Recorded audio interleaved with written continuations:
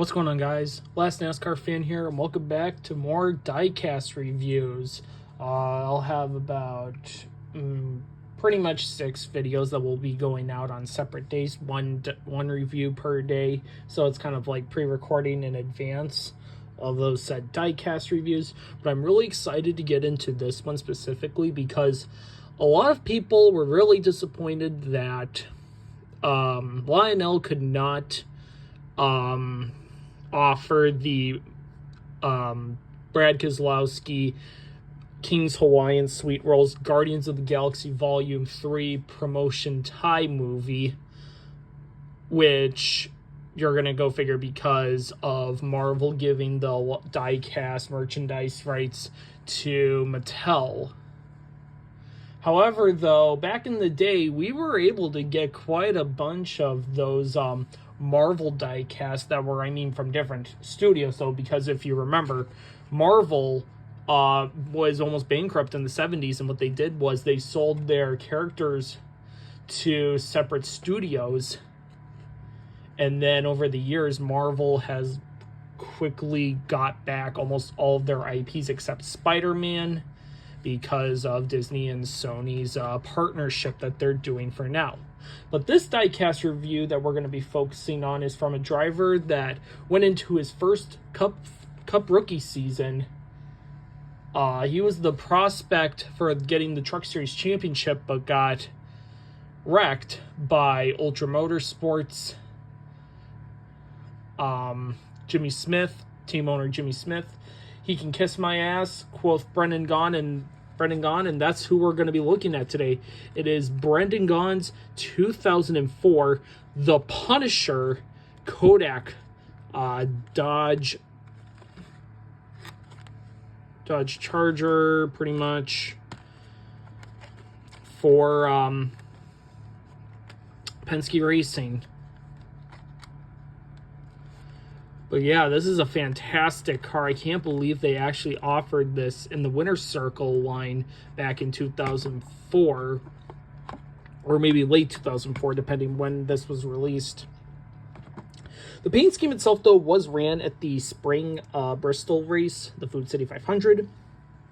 So we know that the scheme did run early in 2004, so most likely this was, the diecast came out, I would say, later 2004. The Punisher itself, though, for the Marvel, is pretty much an anti-hero. It's pretty much an ex-FBI agent. His family gets killed, and then he avenges them by killing everyone who was involved with the murder of his family. And I'll just say this as well, the Punisher has a fucking kick-ass soundtrack. If you love 2000s rock, you're going to love the licensed soundtrack from artists. You're going to hear bands such as Seether, Submersed, Seven Wiser before they disbanded, Trapped before they were Toxic, before they went toxic, completely toxic. You're going to see Ben Moody. He has a pretty good acoustic song in there. Yeah, you're gonna just see a lot of really good 2000s rock, and I'm just naming a fraction of the bands, because there's just so many good bands in that soundtrack, like Damage Plan, Adam Ship, the list goes on. I love Adam Ship's. I love their song in that movie. It's awesome, as well as Seven Wiser's Sick, which I'm kind of getting a little off topic, but there's a verse where they say, how the fuck can you take someone's life away, and then they altered the verse with just, how can you just take someone's life away? And it's just really interesting how no one's found the recording of the actual how the fuck can you take someone's life away. But this was as well as and the movie itself was, I would say it didn't bomb, but it didn't really stand up really that well, because around that time, because remember 2004 you also had Spider-Man 2 that was coming out in the summer, which Spider-Man 2 was incredible. I mean, the Tobey Maguire Spider-Mans are incredible. I would highly recommend watching those if you haven't. But let's get the car out of the package, because I've been kind of rambling too much about the movie itself. I mean, I enjoyed watching the movie, and then they also made Disney Plus did make a series on the Punisher, which was okay. I didn't really like it per se, because I preferred the 2004 movie, because I just loved the licensed soundtrack that goes with it. But anyways, you get a really cool hood of the Punisher logo, really cool, done by Action, which is now Lionel, part of Lionel Racing, as well as the Winter Circle line is now being revived by Lionel itself. But let's go over the car itself. Colors all around, black, red, and white, especially with that Punisher logo. It looks fantastic. Oh my goodness. You got your typical 77 font for your what was the Jasper Enterprise team before. Penske bought them out after 2003, and that was when they released Dave Blaney after the 2003 season.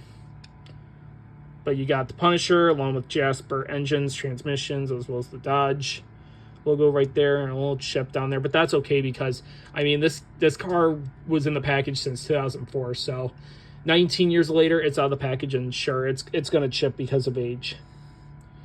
Kind of focus. You got your usual logo, censored Budweiser Pole logo, got EA Sports. I'm really surprised that this car was not an offered scheme in NASCAR Chase for the Cup, in NASCAR 2005 Chase for the Cup, because this would have been an awesome scheme to drive. And I mean, you could already drive as like Tony Stewart's Shrek scheme, which I don't think they ever put Bobby Labonte's scheme in that game either, which was also weird. But it was probably due to licensing that they couldn't put this, because Gaughan only had one scheme you could race, and it was the Kodak car, and that was pretty much it. You couldn't drive like the Jasper or even the Punisher scheme. And that was the thing though with like NASCAR Thunder 2003. They were originally going to have Robbie Gordon's Spider-Man car he drove at California, but that was scrapped because of the licensing with Spider-Man and Sony, because they had it with a different game developer, and EA didn't want to go and acquire like, hey, can we borrow this just for a video game as a paint scheme. So yeah. Mobile One Sirius on the driver sponsor. Then you got Kodak Vision 2. This is pretty cool. Jasper on the quarter panel. Pillars, you got Dodge, PPG, paints, the Punisher once again. You got Bosch and a couple other really tiny sponsors. Can't really read that though. The Punisher in theaters April 16th, 2004. And then once again, the Punisher in theaters April 16th, 2004, along with the rookie stripes, which look fantastic.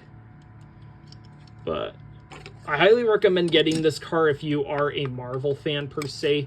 This is a must-have diecast for any Marvel, NASCAR Marvel diecast collector. You can find this in both the 164 and 124 scale. I would say it would ring you around like 15, 20 bucks for the 164, and the 124 can go for between 25, 35 bucks. So it's a pretty reasonable car itself, as the age and value of the diecast has proceeded since the movie's release. But anyways, thank you so much for watching. Comment, like, subscribe, hit the notification bell for brand new videos, and I will see you in the next diecast review. Take care, everyone. Have a good one. Keep on collecting.